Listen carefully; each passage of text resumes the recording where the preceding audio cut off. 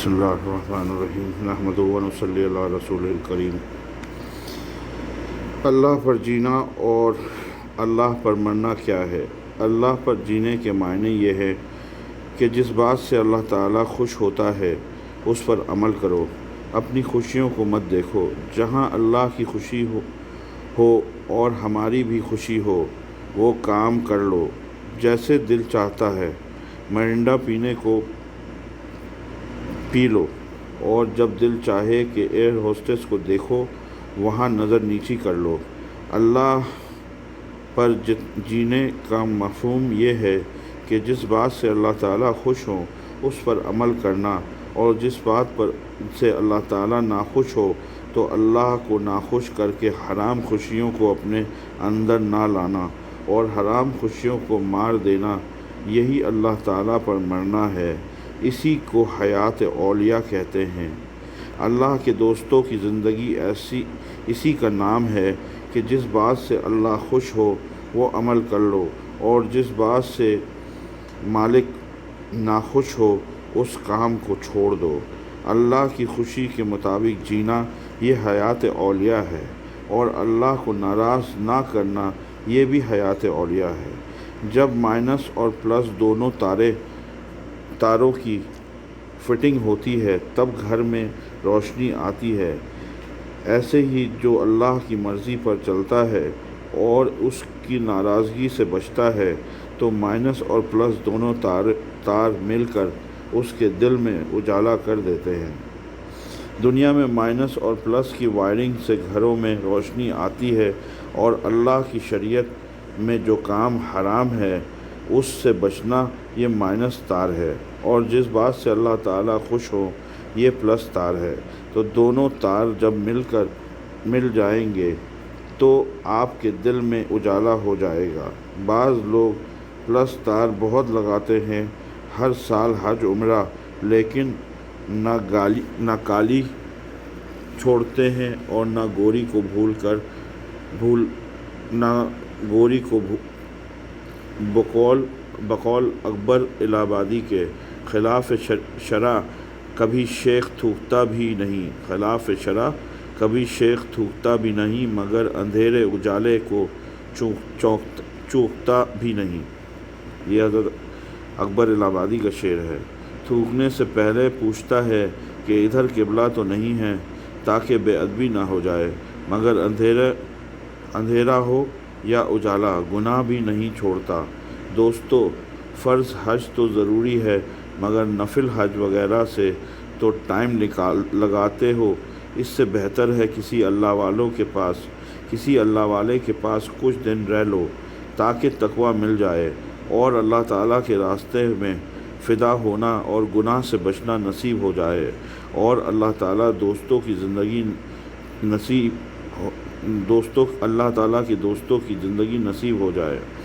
ایک عالم نفلی حج کو جا رہے تھے۔ ایک اللہ والے نے پوچھا کہ جس کے گھر جا رہے ہیں کیا اس کے گھر والوں سے تمہاری جان پہچان بھی ہے؟ بس رونے لگے۔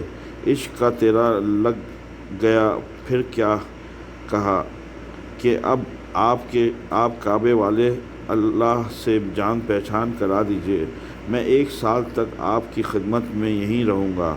وہ عالم 1 سال تک اس اللہ والے کے پاس رہے، اللہ کیا، اور اللہ والوں کی غلامی کے صدقے میں اللہ کی پہچان نصیب ہو گئی۔ تو اس سے پہلے 20 حج عمرہ کیے تھے، لیکن ایک دفعہ جب حج کرنے گئے تو کعبے والا بھی مل گیا، خالی گھر نہیں ملا، گھر والا بھی مل گیا۔ حج کرا زیارت خانہ بود، حج رب البیت مردانہ بود۔ حج کرنا، اللہ کے گھر کی زیارت کرنا، مگر اللہ کی زیارت کرنے والے بہت کم مرد ان مردان حق ہیں جو اللہ کے خاص ہوتے ہیں۔ اسی لیے جب ہجرت فرض ہوئی تو سارے صحابہ کو حکم ہو گیا کہ سب چلے جاؤ، یہاں رہو گے تو گھر ملے گا، اور میرے نبی صلی اللہ علیہ وسلم کے ساتھ مدینہ پاک میں رہو گے تو گھر والا مل جائے گا، یعنی تم کو اللہ مل جائے گا۔ اسی لیے فرض حج تو ضروری ہے، لیکن نفل حج میں جتنا وقت لگاتے ہو اتنا ہی ٹائم کسی اللہ والے کے پاس، اپنے شیخ کے پاس رہ لو۔ کعبے میں مکہ شریف ہی میں مکہ شریف میں ملے ہی گا، مگر کعبہ والا اللہ تمہیں اپنے ملکوں میں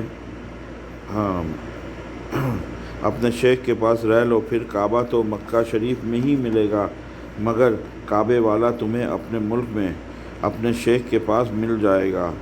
ایک اللہ والا کہہ رہا تھا کہ اے قوم بے حج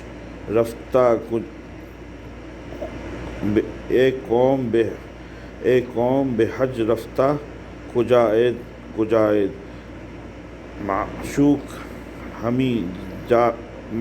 ہمیں جاست بعید۔ اے قوم، نفلی حج کرنے کہاں جا رہے ہو؟ ارے معشوق میرے دل میں ہے، میرے پاس آؤ، تم کو میرے پاس ملے گا۔ دیکھو، ہجرت کا حکم بتا رہا ہے کہ اگر صحابہ مکے میں رہ گئے اور میرے نبی کے ساتھ مدینہ تشریف نہیں لے جائیں گے تو وہاں تم کو گھر تو ملے گا، لیکن گھر والا نہیں ملے گا۔ گھر والا رسول اللہ صلی اللہ علیہ وسلم سے ملے گا، ان کے بعد ان کے غلاموں سے یعنی اولیاء اللہ سے ملے گا۔ بس یہ تھوڑی سی شرح کر دی، کیا کہیں میرا دل، کیا کہیں میر اور دل مجھے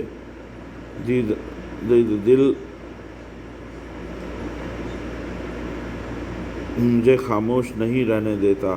اس پر میرا شعر ہے: کہاں تک ضبط بے تابی، کہاں تک پاس بدنامی، کلیجہ تھام لو یارو کہ ہم فریاد کرتے ہیں۔ اور حضرت مولانا فضل الرحمن گنج مراد آبادی رحمۃ اللہ علیہ کے اشعار ہیں: شاعری مد نظر ہم کو نہیں، واردات دل لکھا کرتے ہیں ہم۔ ایک بلبل ہے ہماری رازداں، ہر کسی سے کب کھلا کرتے ہیں ہم۔ ان کے آنے کا لگا رہتا ہے دھیان، بیٹھے بٹھلائے اٹھا کرتے ہیں ہم۔ کوئی اللہ کا عاشق مل جائے، پھر دیکھو اختر کیسا بیان کرتا ہے: کچھ دن کسی اللہ والوں کے ساتھ یا اللہ والوں کے غلاموں کے ساتھ رہ کر دیکھ لو، انشاءاللہ آنکھیں کھل جائے گی کہ بادشاہوں کی سلطنت افضل ہے یا دل کی سلطنت افضل ہے۔ شاہ ولی اللہ مہندس دہلوی رحمۃ اللہ علیہ فرماتے تھے کہ اے مغل خاندان کے سلاطین، جب تم مر جاؤ گے تو تمہارے تاج چھین لیا جائے گا، تخت شاہی چھین لیا جائے گا اور ساری سلطنت ختم ہو جائے گی۔ اور جب ولی اللہ اس دنیا سے اللہ کے پاس جائے گا تو اللہ کی محبت سے سلطنت لے کر جائے گا۔ ہماری سلطنت زندگی میں بھی ہے اور مرنے کے بعد بھی ہے، اور تمہاری سلطنت زندگی میں ہی ہے۔ اس کے بعد اگر اللہ تم سے راضی ہے تو کام بنا، ورنہ نہ پھر سوچ لو، سارے انڈے اور مرنڈے چھین کر ڈنڈے پڑیں گے۔ اگر اللہ کو خوش کر لیا تو تمہاری دنیا بھی ہے اور آخرت بھی، دونوں جہاں کے مزے ہیں۔ اور جو مولا کو دل میں پاتا ہے تو اس پر میرا ایک شعر سن لو جو حاصل سفر ملاوی ہے: وہ شاہ دو جہاں دل میں آئے، مزے دونوں جہاں سے بڑھ کر پائے۔ وہ شاہ دو جہاں جس دل میں آئے، مزے دونوں جہاں سے بڑھ کر پائے۔ اللہ تعالی ہم سب کو عمل کی توفیق عطا فرمائے، بات سننے سے زیادہ اللہ تعالی عمل والا بنائے۔ بس اللہ کو راضی کرنے کی ہم فکر کریں۔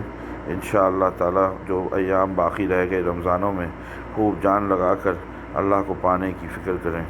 اللہ غفلتوں سے مجھ کو، آپ کو، ہم سب کو بچا لے۔ اللہ تعالی ہم سب سے راضی ہو جائے۔ السلام علیکم ورحمۃ اللہ۔